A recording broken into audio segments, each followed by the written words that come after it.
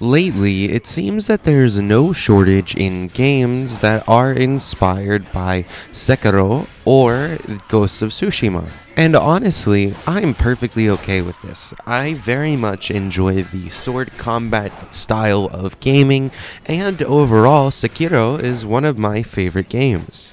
Games like Project the Perceiver have also recently really caught my eye, but the one that is already here that we can get our hands on now is Wo Long Fallen Dynasty. This game was brought up to me by my brother, as he knows I'm a big fan of Sekiro, so we decided that we would play the demo version of this game prior to its launch.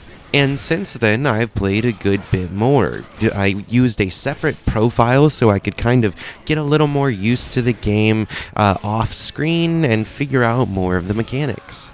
And I saw that a lot of people do seem to be having issues with, for example, the parrying window, as well as things like the morale system. So I figured I would try to help explain to you guys all the things that I was missing myself through my first playthrough of the demo, that is. I haven't gone through the entire game yet.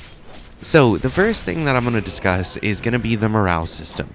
The morale system in this game is a system of points in each different area that goes up to a maximum of 25. You also have what's called a fortitude rank, and as you plant your flags throughout the area, your fortitude rank increases, and you will never have a lower morale point than your fortitude system. So if you have 4 fortitude points, then you will never have below a 4 in the morale ranking. Morale ranking has a heavy effect on this game, and it affects how much damage you take from enemies as well as how much damage you deal out. Doing martial arts and spirit attacks are definitely the best way to get your morale system up, alongside using finishing blow attacks on enemies. Again, you're going to want to get your morale rank as high as possible before going and fighting whatever boss comes next, because that will give you the best and easiest chance of killing the boss. So if you've noticed that you're having trouble with one particular boss, at the top right corner of your screen you will see a set of numbers. The number at the top is going to be your morale rank. Go try and get that up and re-engage the boss if need be. Now, this can also affect the parrying window according to some, but generally speaking, when it comes to parrying in this game, you have to press either B or circle once on the controller in order to properly parry. If you press it twice, you will evade or dodge, and you will not hit the proper parry. Also, if your armor weight is too high, that can also affect your ability to parry. So go try putting on some lower tier armor that weighs a little less and see if that fixes it then.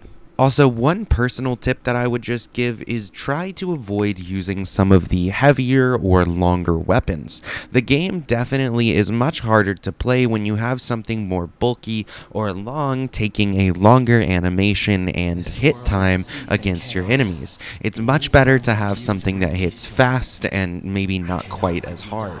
So, if you keep that fortitude, morale, and the overall parrying system in mind, you should be able to make quick work of most bosses, especially considering you can a lot of the times bait the critical attacks that the bosses are going to give, and as long as you have a good morale and you haven't taken too many hits, then you should be able to parry it pretty easily, again, as long as you don't have too heavy of armor on.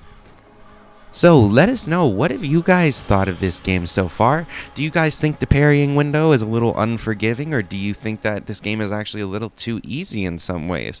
Give me your thoughts in the comments down below, and I will see you all in the next video. I